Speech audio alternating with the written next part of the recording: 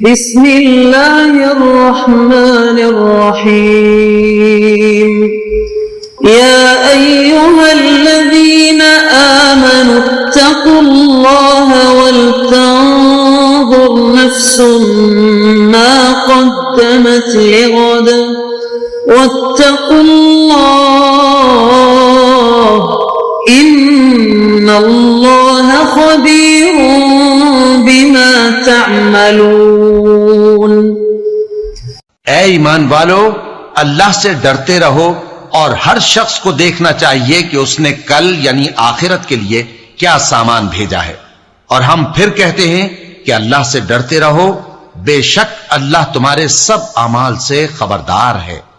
بسم اللہ الرحمن الرحیم، الحمد للہ رب العالمین، والصلاة والسلام على اشرف الانبیاء والمرسلین وعلى آلہ واصحابہ اجمعین ومن تبعہم بإحسان الى یوم الدین۔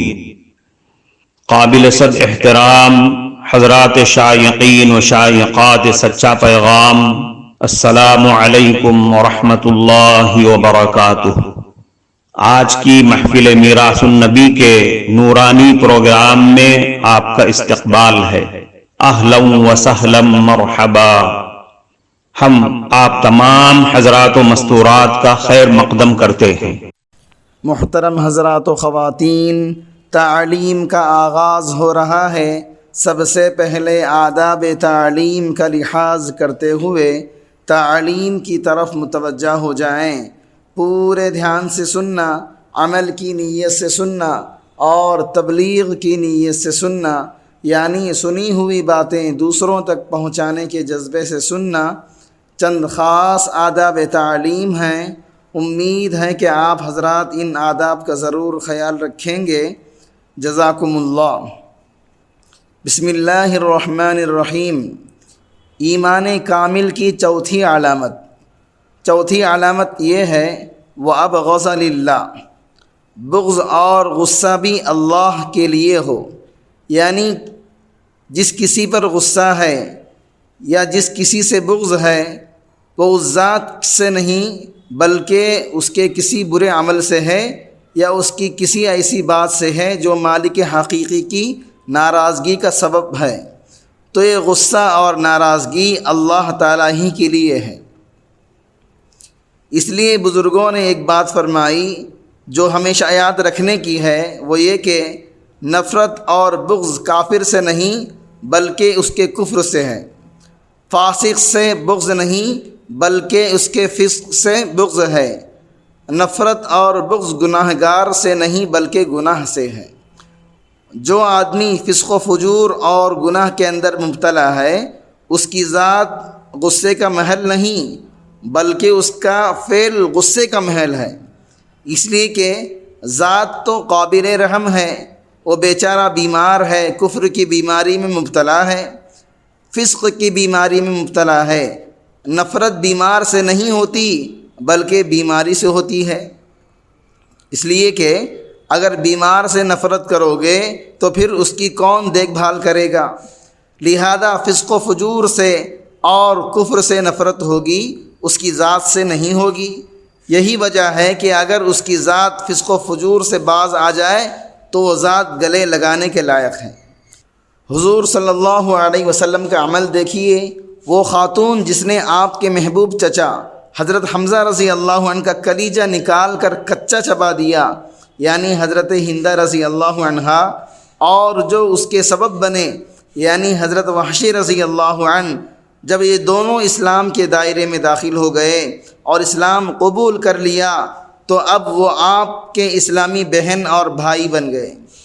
آج حضرت وحشی کے نام کے ساتھ رضی اللہ عنہ کہتے ہیں، ہندہ جنہوں نے کلیجہ چبایا تھا آج ان کے نام کے ساتھ رضی اللہ عنہا کہا جاتا ہے۔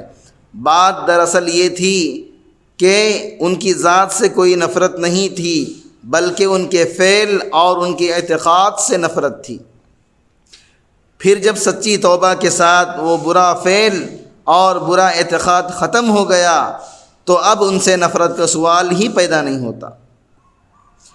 حضرت خواجہ نظام الدین اولیاء اللہ میں اونچا مقام رکھتے تھے۔ ان کے زمانے میں ایک بڑے عالم اور فقیہ اور مفتی مولانا حکیم ضیاء الدین صاحب بھی موجود تھے۔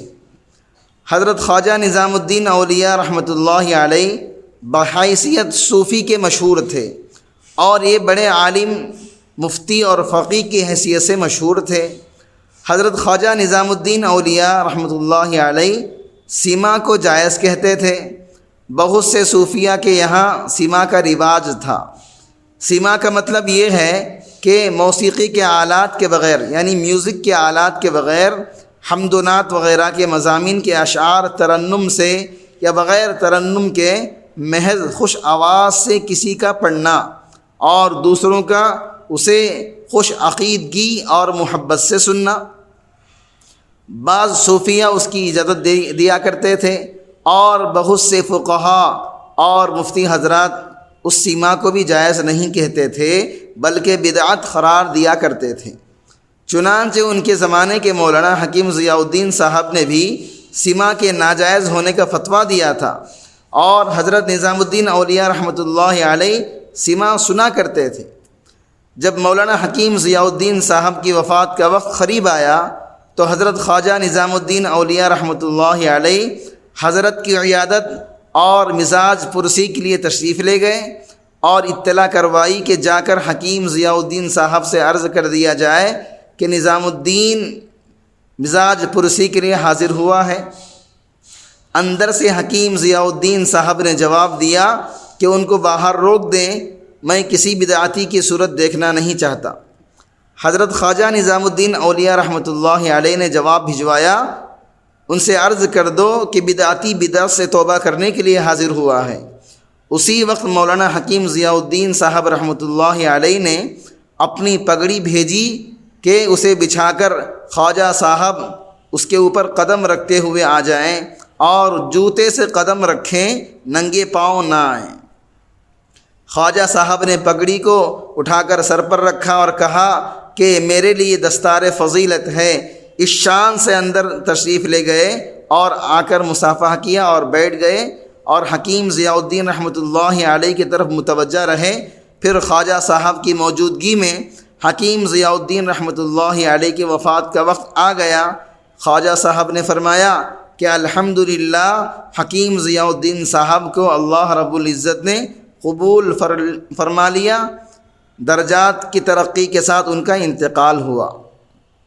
بہرحال جو بغض اور غصہ اللہ کے لیے ہوتا ہے وہ کبھی ذاتی دشمنیاں پیدا نہیں کرتا، اور وہ عداوتیں پیدا نہیں کرتا، وہ فتنے پیدا نہیں کرتا، کیونکہ جس آدمی سے بغض کیا جا رہا ہے اور جس پر غصہ کیا جا رہا ہے وہ بھی جانتا ہے کہ اس کو میری ذات سے دشمنی نہیں ہے، بلکہ میرے خاص فعل سے اور خاص حرکت سے، خاص عمل سے ہے۔ اسی وجہ سے وہ اس کی بات کا برا نہیں مانتا، اس لیے کہ جانتا ہے کہ یہ جو کچھ کہہ رہا ہے اللہ کے لیے کہہ رہا ہے۔ اسی کو فرماتے ہیں وَأَحَبَّ لِلَّهِ وَأَبْغَضَ لِلَّهِ، یعنی جس سے تعلق اور محبت ہے وہ بھی اللہ تعالیٰ کے لیے ہے، اور جس سے بغض اور نفرت ہے تو وہ بھی اللہ تعالیٰ کے لیے ہے۔ تو یہ غصے کا بہترین محل ہے، بشرطے کہ غصہ شرعی حد کے اندر ہو۔ اللہ تعالیٰ یہ نعمت ہم کو عطا فرما دے کہ محبت ہو تو اللہ تعالیٰ کے لیے ہو، اور غصہ اور دشمنی ہو، بغض ہو تو وہ بھی اللہ تعالیٰ کے لیے ہو۔ محترم ناظرین کرام، اس دینی اور ایمانی بیان کو سننے کے دوران ہی اس کو لائک کر دیجئے اور شیئر بھی کر دیجئے تاکہ دوسرے بھی اس سے فائدہ اٹھا سکیں۔ اللہ آپ کو جزائے خیر عطا فرمائے۔ لیکن یہ غصہ ایسا ہونا چاہیے کہ اس کے منہ میں لگام پڑی ہوئی ہو، جہاں اللہ کے لیے غصہ کرنا ہے وہاں تو ہو، اور جہاں غصہ نہیں کرنا ہے وہاں لگام ڈال کر اس کو روک دو۔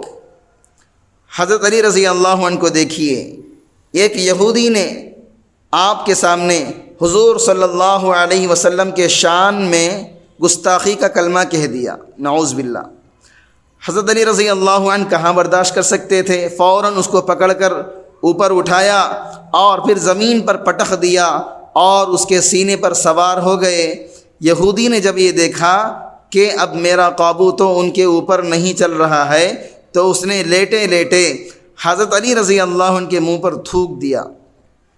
لیکن جیسے ہی اس یہودی نے تھوکا، آپ فوراً اس کو چھوڑ کر الگ ہو گئے۔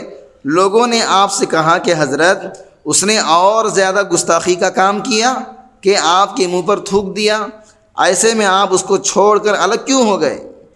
حضرت علی رضی اللہ عنہ نے فرمایا، بات اصل میں یہ ہے کہ پہلے اس پر جو میں نے حملہ کیا تھا اور اس کو مارنے کا ارادہ کیا تھا، وہ حضور صلی اللہ علیہ وسلم کی محبت میں کیا تھا۔ اس نے آپ صلی اللہ علیہ وسلم کے شان میں گستاخی کی، جس کی وجہ سے مجھے غصہ آ گیا اور میں نے اس کو گرا دیا۔ پھر جب اس نے میرے منہ پر تھوک دیا تو اب مجھے اور زیادہ غصہ آیا، لیکن اب اگر میں اس غصے پر عمل کرتے ہوئے اس سے بدلہ لے لیتا تو یہ بدلہ لینا حضور صلی اللہ علیہ وسلم کے لیے نہ ہوتا بلکہ اپنی ذات کے لیے ہو جاتا، اور اس وجہ سے ہوتا کہ چونکہ اس نے میرے منہ پر تھوکا ہے لہذا میں اس کو اور زیادہ ماروں، تو اس صورت میں یہ غصہ اللہ اور اس کے رسول کے لیے نہ ہوتا بلکہ اپنی ذات کے لیے ہو جاتا۔ اس وجہ سے میں اس کو چھوڑ کر الگ ہو گیا ہوں۔ یہ در حقیقت اس حدیث وَأَحَبَّ لِلَّهِ وَأَبْغَضَ لِلَّهِ پر عمل فرما کر دکھایا، گویا کہ غصے کے منہ میں لگام دے رکھی ہے، جہاں تک اس غصے کا شرعی اور جائز موقع ہے بس وہاں تک غصہ کرنا ہے، اور جہاں اس غصے کا جائز موقع ختم ہو جائے تو اس کے بعد آدمی اس غصے سے اس طرح دور ہو جائے کہ جیسے اس سے کوئی تعلق ہی نہیں۔ انہی حضرات کے بارے میں کہا جاتا ہے یہ اللہ کی حدود کے آگے ٹھہر جانے والے لوگ تھے۔ معزز شائقین و شائقات سچا پیغام، آپ کو اندازہ لگ گیا ہوگا کہ یہ مضمون کتنا اہم ہے اور کس قدر فائدہ مند ہے۔ کم سے کم درجے میں سوشل میڈیا کے ذریعے سے بھی ہم اس کو زیادہ سے زیادہ شیئر کریں گے تو دعوت کے فریضے کی کوششوں میں ہم بھی اپنا کچھ حصہ ڈالنے والے بن سکتے ہیں۔ لہٰذا زیادہ سے زیادہ اس کو عام کریں تاکہ پوری دنیا کے ہندوؤں کی غلط فہمی دور ہو جائے اور انہیں یہ زمینی حقیقت معلوم ہو جائے، اور وہ اپنے اصل مذہبی لیڈر پیغمبر آخر الزماں حضرت محمد الرسول اللہ صلی اللہ علیہ وسلم کو ماننے پر مجبور ہو جائیں اور کلمہ پڑھ کر آپ کے ساتھ ساتھ وہ بھی جنت میں جانے والے بن جائیں۔